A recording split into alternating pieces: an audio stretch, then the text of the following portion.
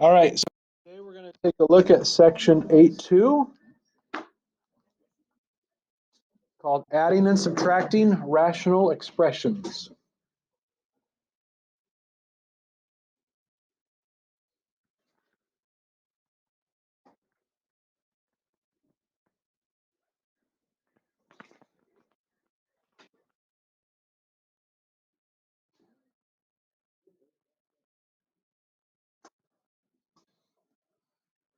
So adding and subtracting, you're well aware that when we add and subtract fractions, we need a common denominator.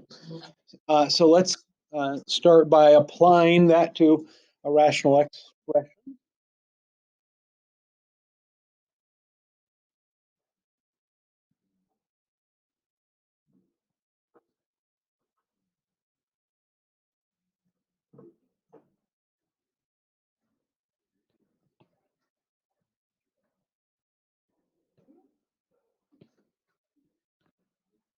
Okay, so we have 5a squared over 6b plus 9 over 14a squared b squared. So we're starting off with a rational expression that doesn't have pluses and minuses in between the variables. Instead, each of those things is really just multiplied together. It's a little bit easier to start with that. Notice that, we care about the denominator. Since we want a common denominator, I'm just really going to focus in on the denominators for a little bit. Both of those denominators have a coefficient, a 6 and a 14. So when I find the least common denominator, I want a number that both of those go into, but I want the smallest one. So I have to think about what is the smallest number that both 6 and 14 go into, that both 6 and 14 are factors of. Well, 2 goes into those, but they don't go into 2. I need something that 6 and 14 go into. So I want a denominator that both of those fit into. So it's maybe not the most obvious, as some questions maybe have easier denominators to figure out, but let me show you a trick. Let me show you a trick to figure it out if you're not sure. Not really a trick, it's how you probably learned it at some point in time, you just forgot. But this is the trick, the technique, the method that we're going to have to use as we get into other rational expressions. So let's think about the 6 and the 14. I'm not going to worry about the variable portions yet. With 6 and 14, factor them both down completely. So 6 factors down to 2 times 3. And 14 factors to 2 times 7. So when I want the smallest number they both go into, or the least common multiple, in this case they're least common denominators, since they're fractions, I have to consider each of those factors from the prime factorization, and I need to include every unique factor. So the first factor I see up there, if I go in numerical order, is a 2. I'm going to have to include a 2. Now, the 6 has a 2 and the 14 has a 2. So do I have to include 2 twice? Well, what do both 2 and 2 go into? What's the smallest thing 2 and 2 both go into? It's just 2, right? I don't need to include it twice. That takes care of both of them. 2 goes into 2, 2 goes into 2. Okay.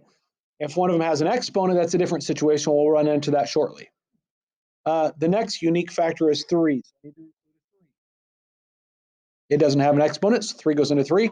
Takes care of, at this point, both the 2 and the 3 are taken care of, so I know my 6 is good. But if I look at the 14, it also has another unique factor of 7, so I need to include that also. So a 2, a 3, a 7, I need to include all of those factors. What's that? So we get 2 times 3 times 7, 42.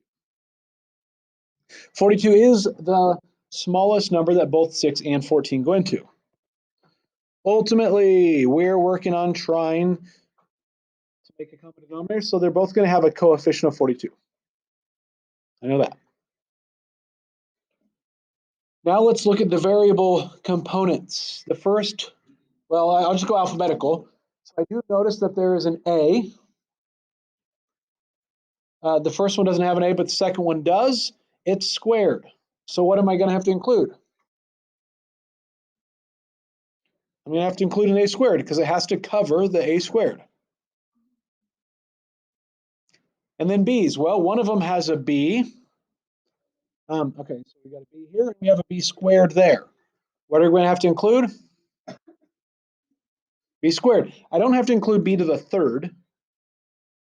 I just need to include enough b's to cover both of them. So I can't just use b because b squared doesn't go into b, but both b and b squared can fit into b squared. So that right there is my least common denominator. I figured out my LCD. Once you've determined your least common denominator, you have to go and say, well, what did I multiply each of the denominators by to get me to that least common denominator? So the first fraction had a 6b. What did I just multiply that by? A 7, an a squared, and an additional b, right? So I have to multiply the numerator also by 7 and a squared and b. It was 5a squared, so now I get 35 a to the fourth b. Now consider the second fraction. To get from 14 a squared b squared to 42 a squared b squared, I had to multiply it by 3. So multiply the numerator by 3 also. 9 times 3 is 27. All right, now they both have a common denominator. I am ready to add the two together. When you add fractions of the common denominator, you keep the common denominator. So it's still 42 a squared b squared. And in the numerator, I have to add together 35 a to the fourth b and 27. Those are not like terms, so I can't combine the 35 and the 27. At this point, now that I have it turned into one single fraction, we go back to the 8-1 section. Think about the rules for simplifying there. Is there any simplifying that can be done in this fraction? The only way you can simplify is if you can divide the same thing out of both the numerator and denominator. If you divide it out of the numerator, it has to divide out of the entire thing. So focus on 35a to the fourth b plus 27. Is there something I can divide out of both of those terms? You cannot divide 27 by 7. You cannot divide 35 by 3. They do not have a unique factor, or a common factor rather. So there's nothing you can factor out of the numerator other than 1. So there's no simplifying that can be done. This is your answer.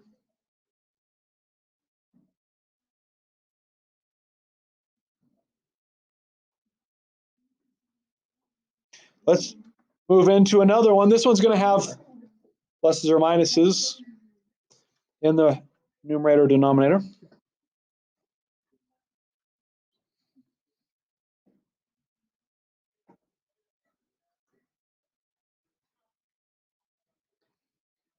X minus 1 over x squared minus x minus 6 minus 4 over 5x plus 10.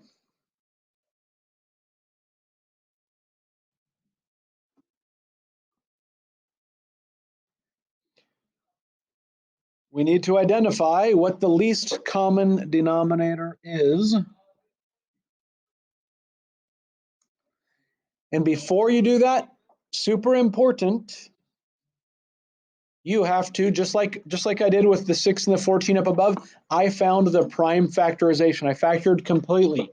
That's what I'll have to do with these denominators. Factor them so that I can look for all of the factors.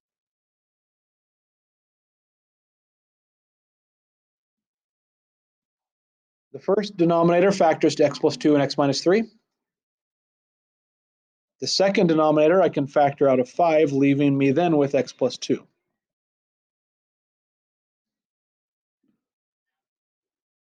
So let's consider those denominators.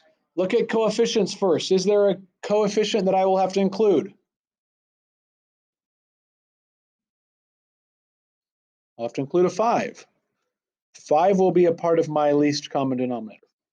That was the only coefficient, so it takes care of that. What other factors will I have to include? Well, I'll have to include an x plus 2. Notice that was a piece of both of the denominators, but neither of them had an exponent on them. So I don't need an exponent on my x plus 2. Another unique factor is x minus 3, so I have to include that as well. No exponent there. And now those are all the unique factors. I've got all the factors covered, so I have now identified my least common denominator, and I will leave it in factored form.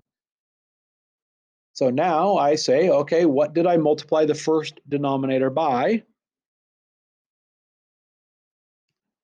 Looks like I multiplied in the 5. I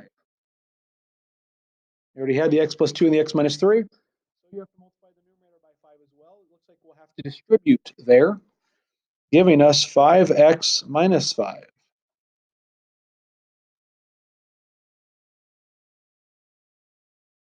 In the next fraction, I had the 5 and the x plus 2 already, so I multiplied in x minus 3. So multiply the numerator by x minus 3 as well. Distribute there, we get 4x minus 12.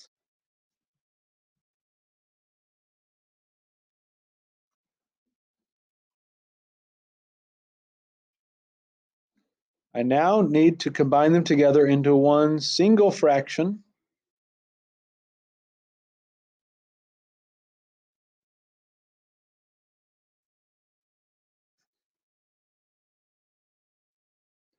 It is a subtraction problem, and be careful. People make a lot more mistakes with subtraction problems than they do addition problems because partway through, people tend to forget it's subtraction.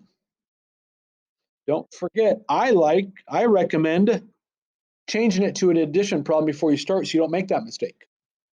So if we were to do that, if we were to change it to an addition problem, that means you have to distribute that negative to the numerator that follows that sign. So the 4x becomes a negative 4x, and the negative 12 becomes positive 12. If I distribute it through there, now I can treat it as an addition problem. The 5x and the 5x minus 4x, that becomes x. Negative 5, and it was minus a negative 12. Now I can look at it as negative 5 plus 12 is 7. Turn it into one fraction. Can that simplify? That numerator doesn't factor any further, so x plus 7 is the factor, and there is no x plus 7 factor in the denominator, so that is our answer.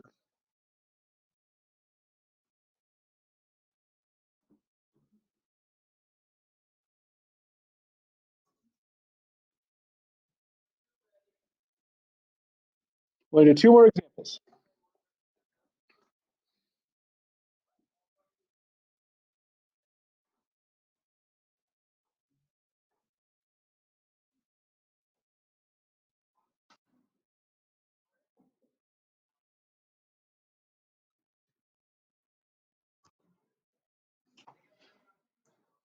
All right, so here we go.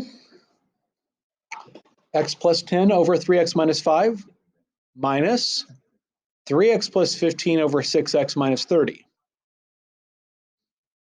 We first need to make sure that those denominators are factored.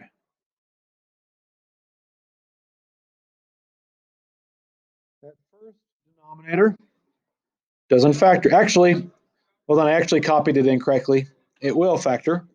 I meant instead of just minus 5, I meant for it to be minus 15. Let me make that adjustment. Minus 15. Sorry about that. Now it should factor.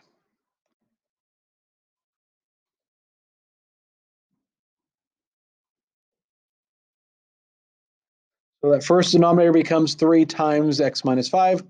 The second denominator I can factor out in that, 6, leaving me with also x minus 5.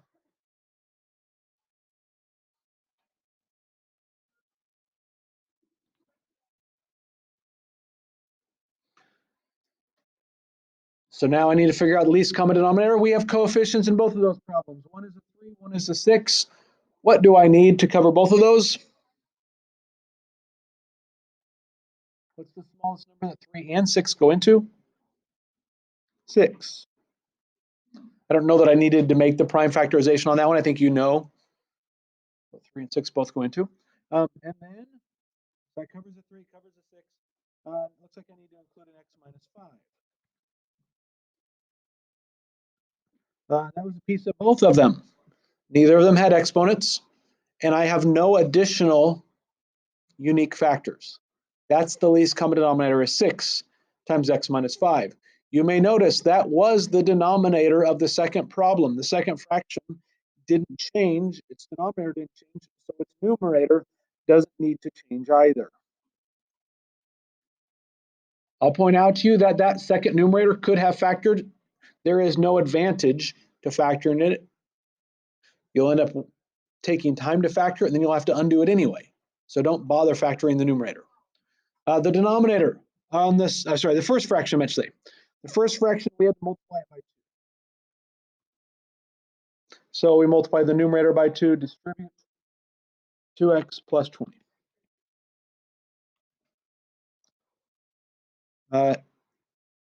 Let's see, it is a subtraction problem. So like last time, I would recommend turning it into an addition problem by distributing that negative sign. 2x minus 3x is negative x. 20 minus 15 is 5.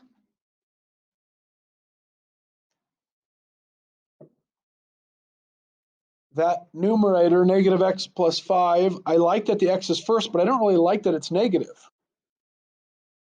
We like to start with a positive there. So I would factor out that negative. If I factor it out, I'll end up with x, and then factor it out of the 5, it becomes a negative 5 then. So I can replace that numerator with negative x minus 5. And now you should notice I do, in fact, have a common factor in the top and the bottom. I can divide out the top and the bottom by x minus 5, leaving me with a denominator of 6 and a numerator of negative. That would be a 1. The coefficient there is a 1 because there's nothing written there. So negative 1/6 is the answer.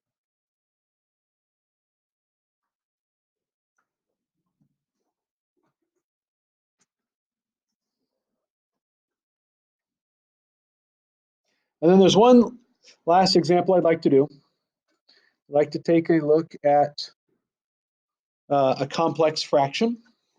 They do show up in this section as well. We had them in the last section. We have them here as well. But there's just a little bit more work this time. Let's consider this problem. 2 over b plus 5 over a all over 3 over a minus 8 over b. Let me zoom in on that a little bit. It's kind of small.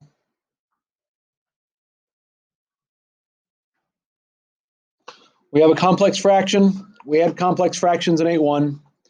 But before I treat it like the 8-1 section, we should first turn the numerator into a single fraction. And then we'll turn the denominator into a single fraction. So let's just focus on the numerator for just a little bit. So the numerator is 2 over b plus 5 over a. I'd like a common denominator. What will that common denominator be? An a and a b. I need to include the a, I need to include the b. I like alphabetical order. I like to put the a first. So what did I multiply the first fraction by? A. So multiply the numerator by a, you get 2a. The second fraction, I had to multiply the denominator by b. So multiply the numerator by b, giving me 5b. Let me finish out the numerator, turning the numerator into a single fraction first. Then I'll come back and look at the denominator. When you add your numerators together, you get 2a plus 5b.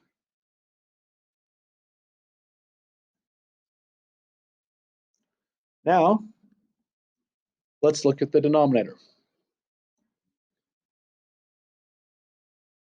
It was 3 over a minus 8 over b. I need a common denominator. We once again are going to get ab for a common denominator. So the first fraction had to be multiplied by b. So we get a numerator of 3b. Second fraction had to be multiplied by a, so I get a numerator of 8a.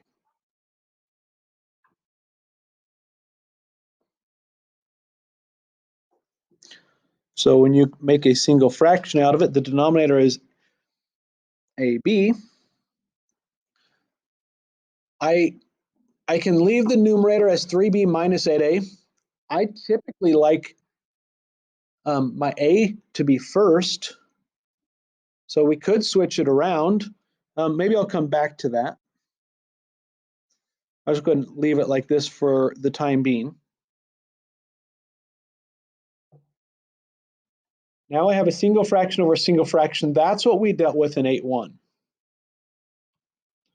And in 8.1, we spent time making sure we multiplied by the reciprocal.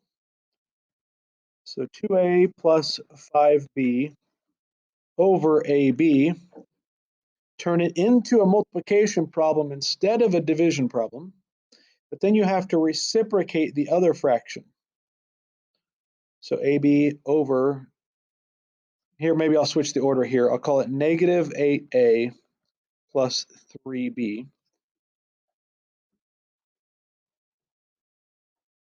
And now it's a multiplication problem. Is there anything I can cancel out? I can cancel the a and the b both. I can divide out an a from the numerator to denominator. I can divide out a b. Is there anything else?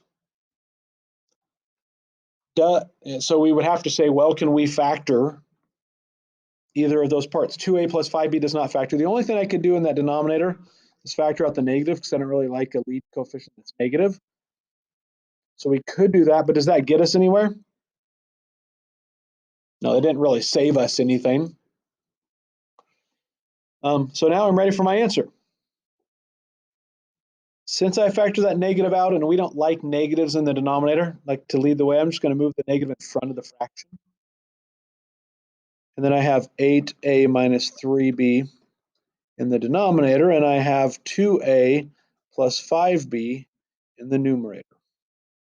The negative out front of that whole fraction.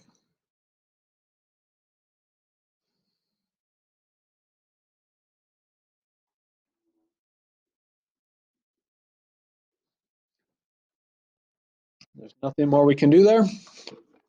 And that finishes the 8-2 note.